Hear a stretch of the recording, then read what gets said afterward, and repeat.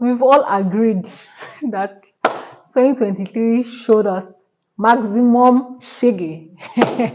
Hey, welcome to my channel. Even with all the shege, we shall still learn one or two things, right? So, this video is all about those personal life lessons that I learned as the years running out. I'm sure you've been reflecting.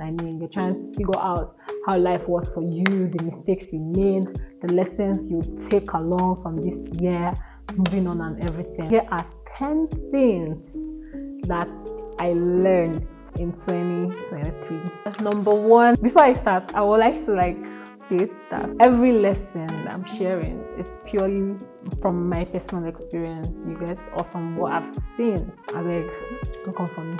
So number one, it's okay to be selfish. It's human to be selfish. It's our human nature to be selfish. But moving on, try to be much more selfless. Try to it's okay to organize an event, and of course everything I'm saying is from my personal life lesson this year. So it's okay to organize an event and you want to just make sure it goes as planned and everything, and you overlook every other thing. But then try to look at people and be like, oh, this person is not okay, or oh, I shouldn't shout at this person. Sometimes the whole heat and energy and trying to make everything work out. So there were a couple of persons that, because I just wanted to make sure that the event was going to go on smoothly, so I made a couple of mistakes, and I've just learned that it's better to be go out of your way. I would now go out of my way to be more selfless. Number two, check up on people. It's okay to be everywhere in your head, but check up on people. Find time to visit people, check up on your friends, call your family, they are far away or even in the States.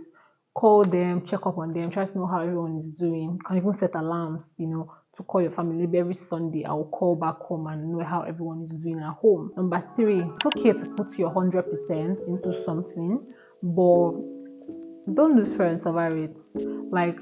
I was so self-engrossed in trying to make sure everything worked out well this year that I sort of started to be much more into myself and trying to make sure everything works. To be honest, at the time I did not have any energy to spend on even my own life, but now that I'm reflecting over the year and everything, I don't know if I go back to the past, I don't know if I would change that, because I was literally saving every energy.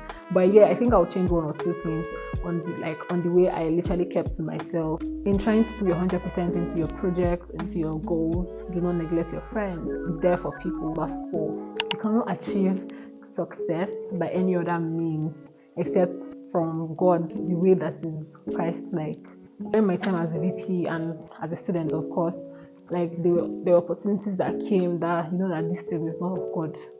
There were other things I would have done that I'm this is another means that is not of God. So basically, the point is, in trying to achieve success, do not lose sight of who you are. Do not lose sight of God's own way. Number five, leave any space that is going to make you feel triggered or that is toxic for you. So when you're not comfortable in a space any longer, just leave. That this person or this place is not for you, so just leave that space, because you're just going to keep hurting yourself. I would usually just leave a room once I feel triggered or toxic, to avoid even overreacting and all. Number six point is very, very interesting. Jesus, I'm going to break a very important table. The truth is that people are not always what they seem to be. And most times, your male relationships, majority, most male relationships, most of them, all these boy and girl together, they are friends. Most times, it's either the boy likes you or liked you or will like you, or the girl likes him or will like him. So be very careful and don't be naive. Don't be that naive. Be careful of the male relationships you keep as a lady. Be careful of the female relationships you keep as a guy. Number seven, I don't know if it's right for me to say this, because a lot of people are trying to, in quotes, be like me. A lot of people respect me, primarily because of the things I did while I was the vice president of my faculty. But I don't think if I was ever in that position, I don't think if I would do the same things I did, like the same project I carried out, I'll most likely do one or two things and leave the rest for God. Okay, hear me out. Those things really like, you know how in the previous video I had mentioned how okay, my academics took a hit, but not so great a hit. It took a major hit because I would have done way better, to be honest. I cannot like even I did a couple of selfless acts, you know. I know how a lot of people would like go into positions to like make money or because of the fame, but I genuinely cared for like the people that were under me. I genuinely wanted to see their growth. I was so invested. Hey God, even before I was the VP, like as at first year, second year, I was like already seeing things. I was like, in fact, as at second year, third year, I was looking at the first years at the time, and I was like, these people need to learn. I'm just grateful to God that in a little way, or in my own way, I was able to like motivate people or contribute my quota. The point is, never try to do too much at a time. The mistake I made, right, was to divide my identity. So I tried to divide my identity as a VP. I tried to divide my identity as a personal brand, and I tried to divide my identity as a student. I remember how I told you in the first video of this series, the Thankmas series, where I had a New Year resolution for being a VP, a New Year resolution for my personal brand, and a New Year resolution as an academic student. So I think that was the wrong way to approach things. So you know everything you want to do for the year, and that is your identity. That is who you are at the time. I'll not be saying, oh, I want to build my personal brand and I want to also do this other thing that's going to consume so much energy at the same time. That's like going to take so much from you. Plus, you also want to do well academically and get all A's.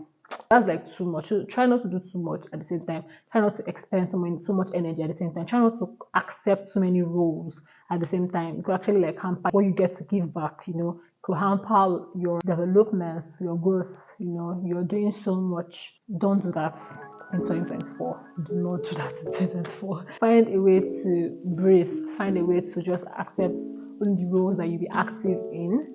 Find a way to just pick one or two things and say no to the rest. It is possible to say no and mean no. Do you get?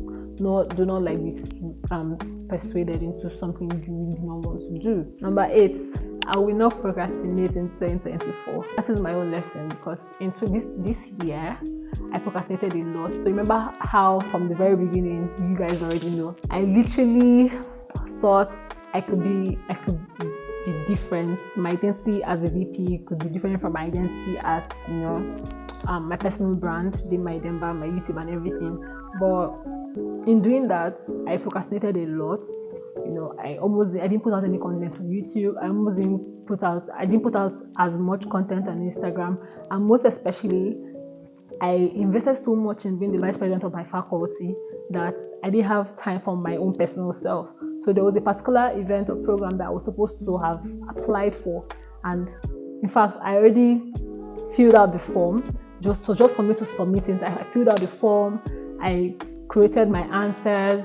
I sent it to a friend to look through. The person helped me edit it, corrected it, just for me to fill out the form again and, you know, effect the corrections and then submit. And I didn't do that. I never submitted till the deadline. The day of the deadline, and I just remembered. And then I was trying to like rush, and then I submitted a minute after the deadline. And please, I will never do that again in my entire life. You know why? Because if I had time for myself, I would never have procrastinated. So there were times I would remember, oh, I've not filled out this one. I would be like, okay, let me just this tomorrow. Let me just do this other thing for my faculty. Let me just do this other thing. Or let me just rest.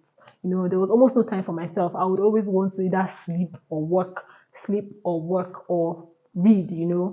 There was something to do every point in time. So back to the last point, don't do too much.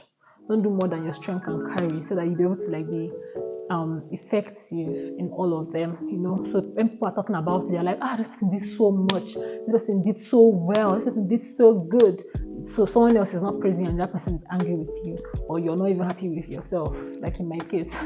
So I had procrastinated, and the thing I procrastinated in submitting, right, it's not even something I can recover again, not something I can do. And so something that I had looked forward to for so long. Jesus, I was looking forward to it. It was like last year, and I unfortunately never participated. So if you're lost and listening to this, please, as much as possible, put it down now. Especially if you're a fourth year law student, apply for the NHEF program. The ninth lesson is to prioritize. Prioritize you, prioritize your tasks. Wake up in the morning, figure out like, okay, this is how to live a balanced life.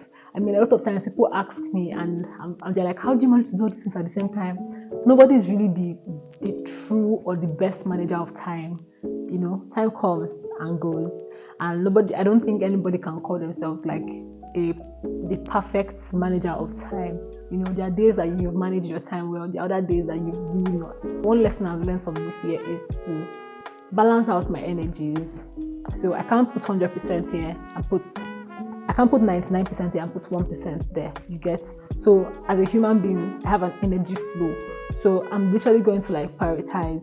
So right now in my life, I know this comes first, followed by this, and I'm going to give more attention to the first item on my priority list. You know, this is literally going to help you because you're not going to be a confused human being. When opportunities come, you know that, oh, this thing is not really in my priority list. I don't think I can do this, and then it will be easier for you to say no. So even when you feel bad, you're like, this opportunity has been good for me and everything, but at least you're like, this is not what I have to do for the year. You get? So prioritize task, prioritize you as well. Try to live a balanced life. Make your self-care and your mental health a priority. The funny thing, even the smallest task, being the vice president of my faculty, even the smallest task looks like a hurricane task because I was really doing it alone. I was trying to be a perfectionist at everything. I was trying to get everything perfectly. Like even as little as a flyer could take days. Like I'm not joking. Hours. Like there was a particular flyer once. I remember very well how drained I was afterwards. The particular flyer I was doing, and the whole day I was just on my phone. One flyer. The whole day I was on my phone, like, and someone else was making the flyer for me. Do you get? But I was getting the details of the flyer done. And I think in that day, I actually eventually got 3 flyers done. So just for one event, 3 flyers. And I know how drained I felt. And someone would just see the flyer and be like, oh, this flyer is so beautiful. So I know this event was for the International Women's Day for 2023, exactly. So we had done 3 flyers, one where we collaborated with 2 other schools, one where we tried to get the pictures of people from my faculty, of ladies from my faculty. Another one where I tried to get pictures of ladies from other schools, other universities. I think there was even yet another one for an event that we were planning on that day also. So it was crazy. Always prioritize you, okay? Right, the 10th point, this is something I've been saying softly here. Be very adaptable in 2024. Learn that you mustn't exactly get everything done. Learn that if you make a plan and you're not able to like get to do it, you're not able to like actually execute that plan, right? Learn that you can move it. Like, be adaptable. You can forgive yourself, right, and move on. So for all the plans that we had this year, one lesson I'm learning is I can always do it in 2024. No matter how big I had planned that my 2023 will be, no matter how great I wanted to be, like content-wise, no matter how big I wanted to be, like in the content industry and everything, I can always be as big in 2024, you know. Yes, I'm older now, but that means I will be better now, you get? So learn to forgive yourself for the things you wanted to do, but you couldn't get done. Because you can still get these things done, and life doesn't really, life is not running. You're still alive, you're breathing and everything. So I guess in 2024, let's just see how we can achieve this goal together. So don't scrape your New Year resolutions for 2023 yet.